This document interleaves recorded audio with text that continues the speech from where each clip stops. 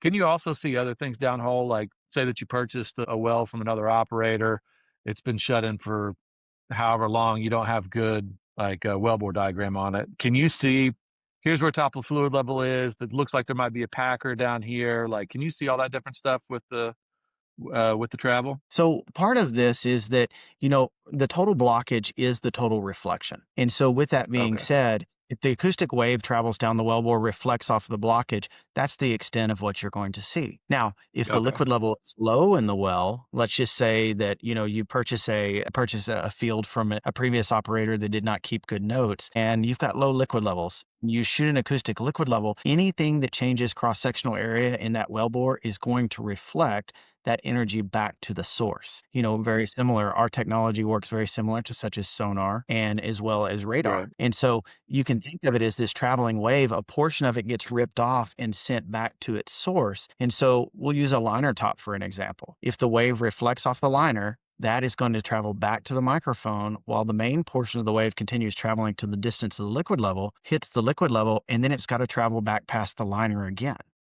And so with that being said, a basic study of the acoustic trace is going to give us the reflections to understand exactly what's down in the wellbore, to have an idea of just being able to see with an acoustic sound wave. I got you. It's amazing.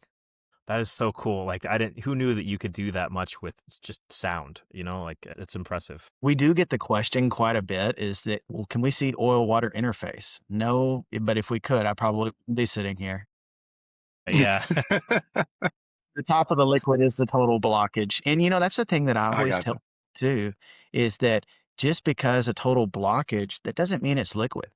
You know, Heaven forbid, it could be collapsed casing, it could be a sand bridge, it could be a salt bridge, it could be anything else. But Right. like some of the premise that we try to push to the guys that are learning to operate this is that what's the only thing in the wellbore in the casing annulus that should be moving with applied pressure or removing pressure? The liquid level. And so with that, the premise is move it to prove it. So that way you can I determine got based on the time to the reflect to the blockage and back, if it's moving as you add pressure or take away pressure, you know that it's the liquid.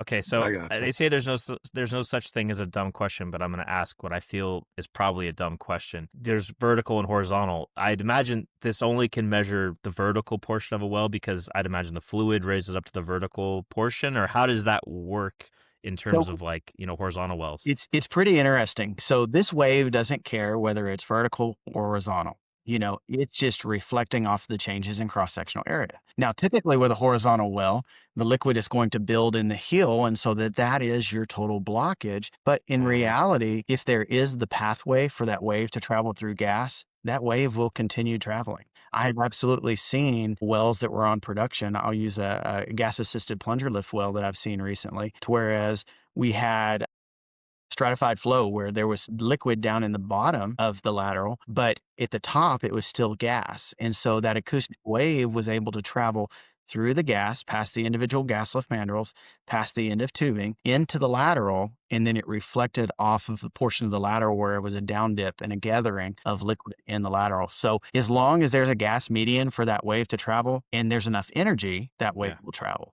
Okay, so you're getting this data back, this information back. What are some of the activities that would occur after? Like, what are the action items or the laundry list of things that, okay, now I need to do these?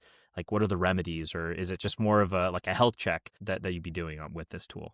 It really depends, to be honest. And so the way that I always break this down, and coming from a history in this, is that I always break down my Echometer analysis into two different buckets. I may have one bucket, which is my health check. It's my routine. It's just making sure that things are optimized, things are running the way they are, the way they should be. But then I've got my troubleshooting tool. Now, the idea with the optimization, the checking in, the health check, is that you want to analyze the well when it's in its normal production state. Okay. If the well is running, let's just use a rod pump, for example. If it's running 24 hours on hand and you shoot the liquid level with the pumping unit running, you want to know what its producing state is at. And so that way you know how to optimize based on that. Now, if I'm troubleshooting a well, then that's when the state, such as running or not running, really goes out the window for me. To whereas now I'm going to try to change the condition of the liquid level based on what I know and how fluid is going to react with pressure put on and taken away in order to prove what I think might be going on with the well. And so, most of the time, and I can't speak for everybody, but I do break my shots up into those two buckets to where I'm optimizing, I'm doing a health check, and then, hey, I have no production to surface. Now we're going to get into troubleshooting and changing the condition of the well, and then using the detailed data to validate what I think might be going on or to disprove what I might think might be going on.